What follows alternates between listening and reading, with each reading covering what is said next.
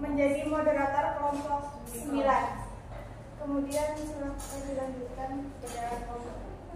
Oke, perkenalkan, nama saya Saudari Suri Syafia dengan akhiran NIM 072.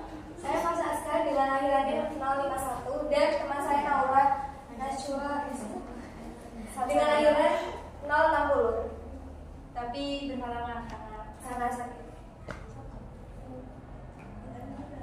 Kurang kesana nggak sih? Iya, kurang kesana ya, kedengaran. Oke, pengertian. Perkembangan seni anak berupa meliputi kemampuan untuk melakukan ekspresi diri, berimajinasi dengan baik, dan gerakan maupun dengan gerakan musik ataupun tari.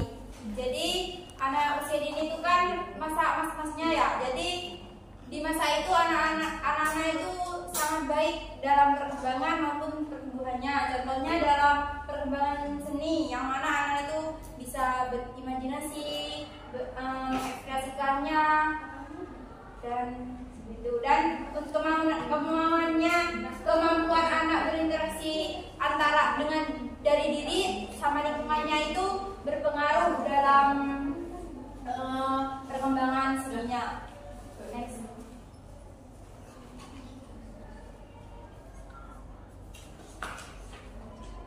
Tahap perkembangan anak. Yang pertama, tahap mencoret. Pada tahap ini sering disebut dengan scribble. Tahap ini terjadi pada anak usia 8 bulan hingga 3 tahun. Pada tahap ini anak-anak dilatih untuk mencoret-coret, karena dengan mencoret-coret anak memperoleh percaya dirinya. Sama seperti adik saya itu, kalau dikasih bolpen terserah wes apa kakinya yang ditulis, apa tembok, ya semuanya dicoret-coret sama dia. Yang kedua yaitu tahap praskematik.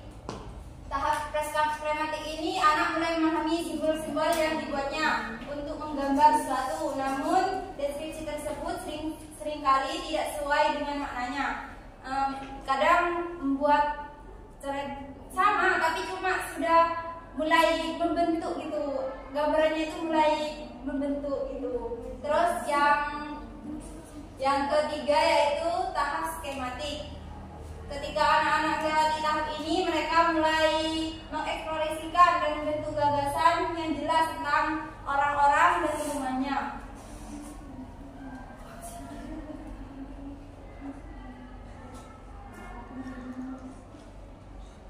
Nah, pada tahap ini anak-anak itu sudah mulai paham, bisa mewarnai, warnanya juga membantu mereka mengekspresikan gagasan tentang benda-benda, mungkin bisa membuat gambar rumah dan lain sebagainya.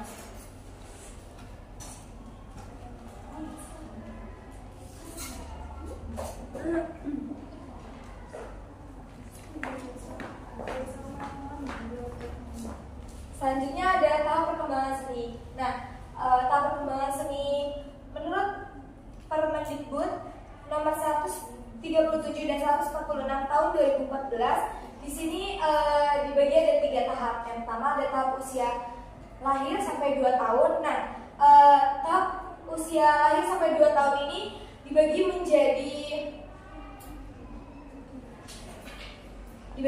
6.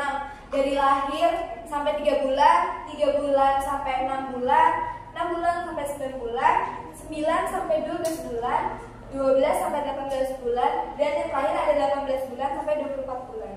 Yang kedua ada tahap usia 2 tahun sampai 4 tahun. Nah, usia 2 sampai 4 tahun ini juga dibagi menjadi 2, ada 2 sampai 3 tahun dan 3 sampai 4 tahun. Yang ketiga ada tahap usia 4 sampai 6 tahun, dibagi 2 juga, dari usia 4 sampai 5 tahun dan 5 sampai 6 tahun. Selanjutnya ada faktor yang mempengaruhi perkembangan seni. Yang pertama ada sejarah dan kebudayaan. Karena kita tinggal di Indonesia, jadi Indonesia ini punya kebudayaan masing-masing di setiap daerah.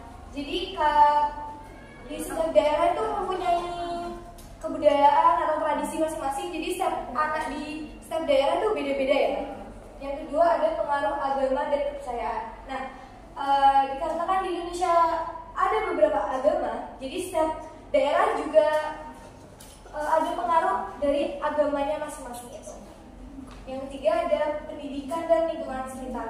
Nah, pendidikan dan lingkungan sekitar ini yang dimaksud itu ada di lingkungan sekolah.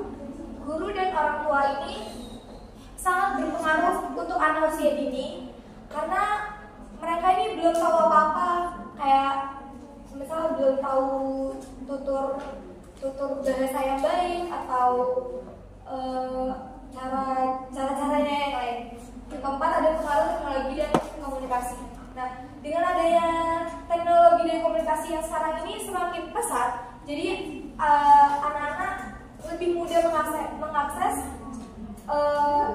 seni-seni dengan teknologi yang ada. Tapi karena anak usia dini ini belum diperbolehkan untuk memegang gadget, jadi guru dan orang tua bisa membantunya untuk melihat pendidikannya di teknologi.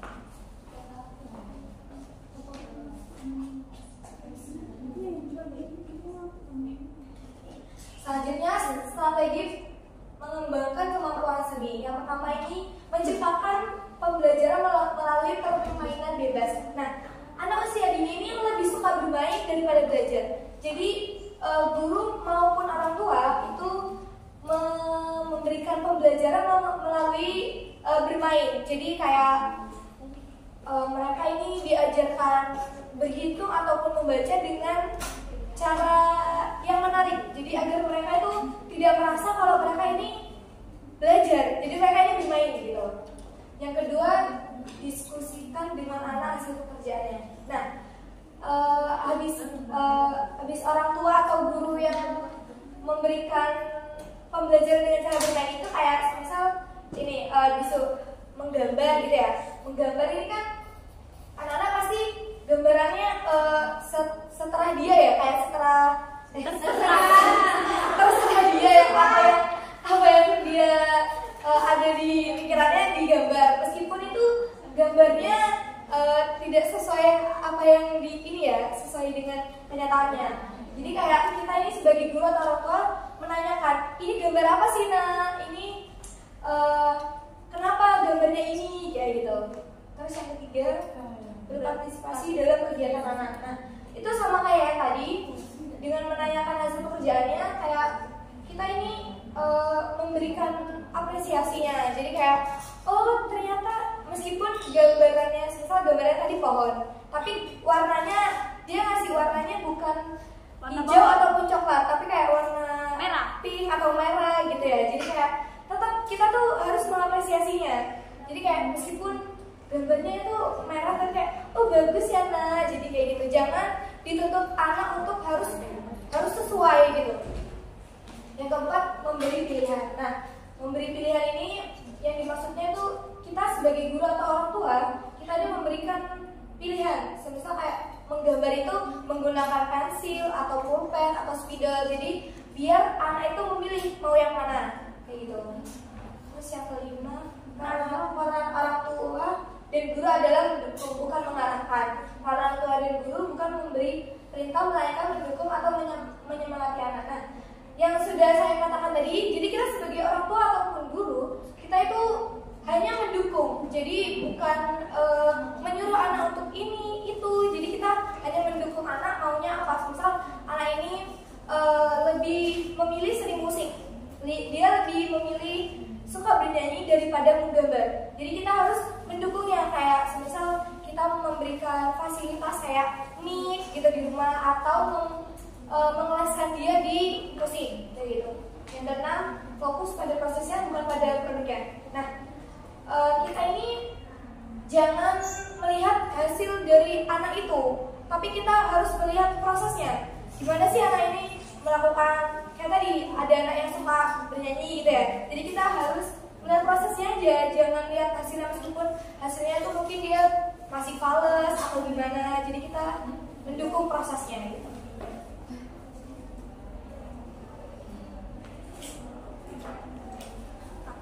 Praktek kegiatan mengembangkan kemampuan seni untuk anak. Yang pertama itu ada catatan pensil.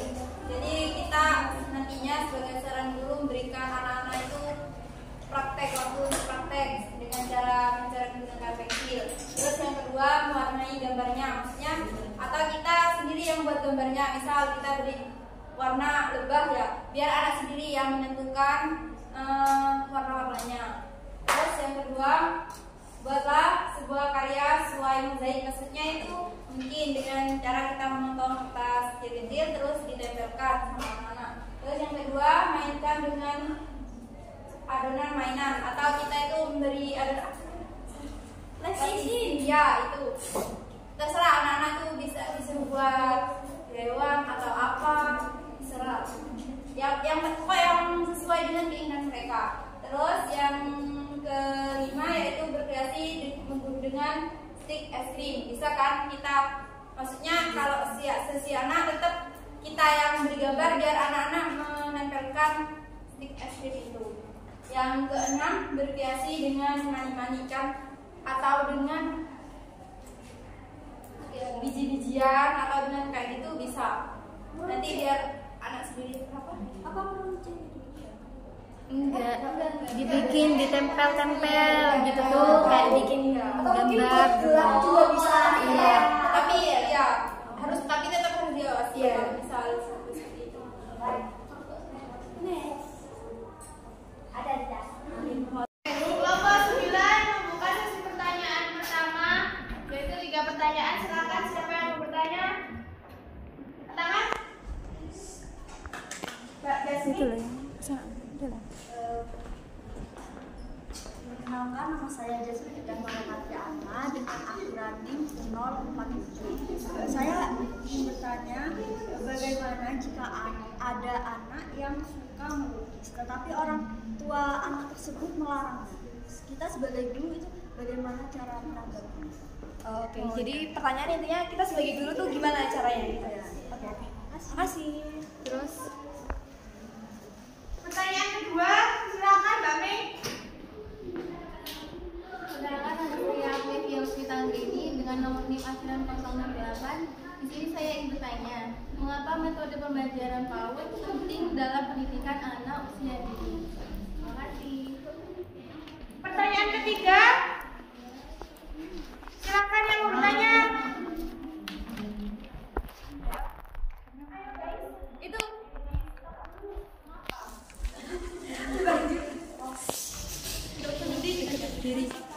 Berdiri. Perkenalkan, nama saya Tita Anissa dengan akhiran 44. Pertanyaan saya, apa saja tantangan yang mungkin dihadapi dalam mengembangkan potensi seni anak? Apa saja tantangan yang mungkin dihadapi dalam mengembangkan potensi seni anak? perkembangan Dalam mengembangkan potensi seni anak. ya. Oke, terima kasih. Sesi 2, siapa yang mau bertanya? 2 pertanyaan ya. iya, juga.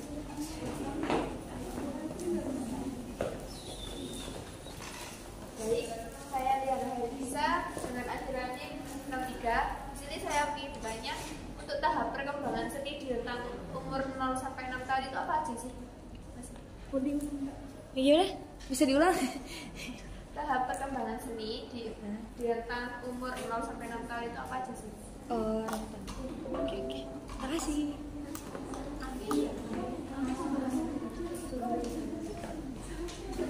Izinkan saya bertanya, nama saya Nadia Fitri Malagani dengan NIM terakhir 043. Di sini saya bertanya, bagaimana cara penilaian tentang perkembangan seni pada anak usia dini selain dengan mengapresiasi?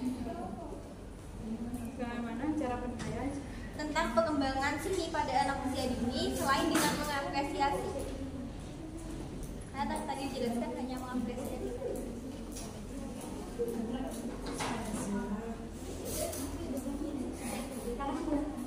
Terima kasih buat teman-teman yang udah bertanya. Untuk presentasi kelas kelompok 9, kita waktunya sebentar untuk berdiskusi sementara Dilanjut. menunggu saya dan teman-teman saya dari kelompok 10 mau presentasi. Terima kasih. Baik, saya akan menjawab pertanyaannya Mbak Jasmine. Ya, bagaimana jika ada anak yang suka melukis tapi dilarang oleh orang tuanya? sebagai guru harus seperti apa. Nah, menurut saya itu kita sebagai seorang guru kan mungkin ya pemahaman orang tuanya itu masih yang awam gitu, kurang paham sama perkembangan zaman ini. Jadi kita sebagai guru itu masih tahu ke orang tuanya kalau misalkan anaknya itu berbakat di seni lukis, jadi nanti biar didukung gitu. Mungkin orang tuanya nggak mendukung tuh karena kurang tahu apa informasi yang apa ya yang terkait tentang lukis itu. Seperti itu. Jadi ada feedback atau gimana? Baik, sabar. Cukup berarti kadang juga ada kan orang tua yang nggak mau anaknya kotor-kotor aku kan kalau kena cat kan pasti semua tangannya kotor, bajunya juga gitu kan.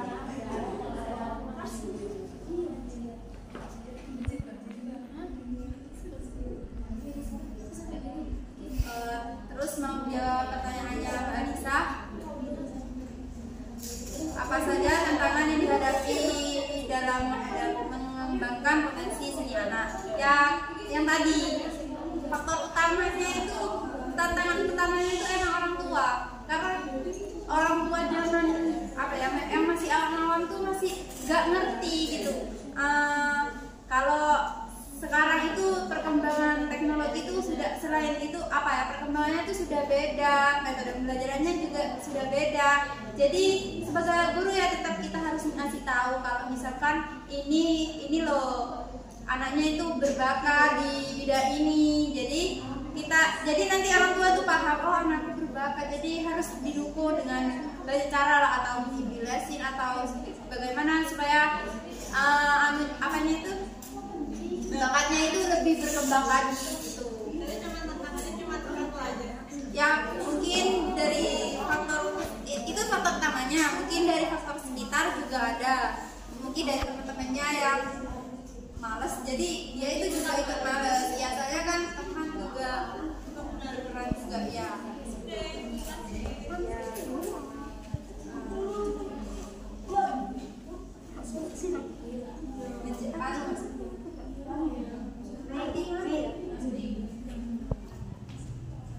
Pertanyaannya Mbak Ati, tahapan perkembangan seni anak di usia 0 sampai 6 tahun. Mbak Ati, ya. Apa saja?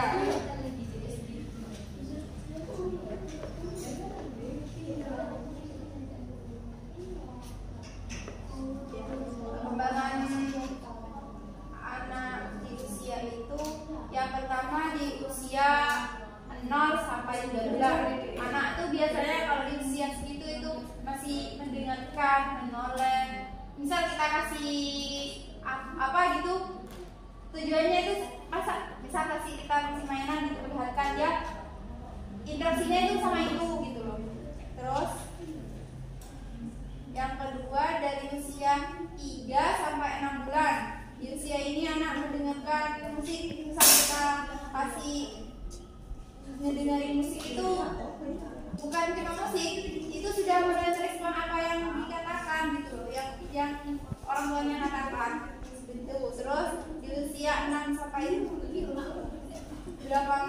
bulan anak mampu membedakan bunyi sama suara. Di usia 9 sampai 12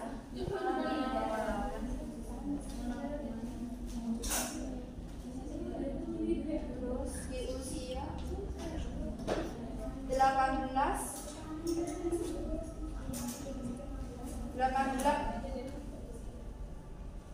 di usia 18 bulan sampai 2 tahun itu biasanya sudah, kalau wes dikasih apa ya yang dilukis itu sudah mulai tahu itu mana yang dia suka atau tidak. Terus pada usia 3 sampai 4 tahun sampai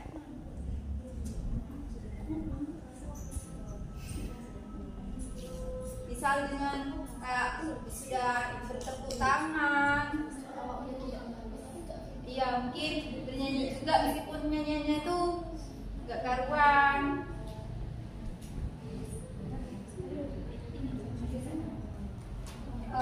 selanjutnya di usia 4 sampai 5. Ini biasanya dia suka, selain suka mendengarkan, dia juga suka ini bermain alat musik.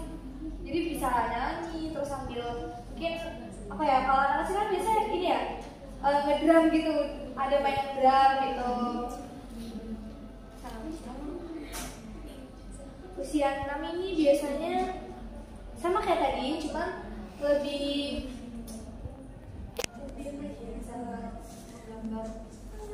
bisa kalau menggambar tuh usia itu sudah bisa milih warnanya gitu ya, pakai warna yang serasi yang cocok gitu, bukan mungkin kalau di usia yang masih playgroup itu bisa disuruh buat menggambar lebah, itu pas lebahnya dipilih warnanya hitam semua, atau ada yang sudah sama coklat atas itu. Tapi kalau sudah usianya sudah bertambah dewasa itu biasanya anak itu sudah pandai pilih warna seperti itu.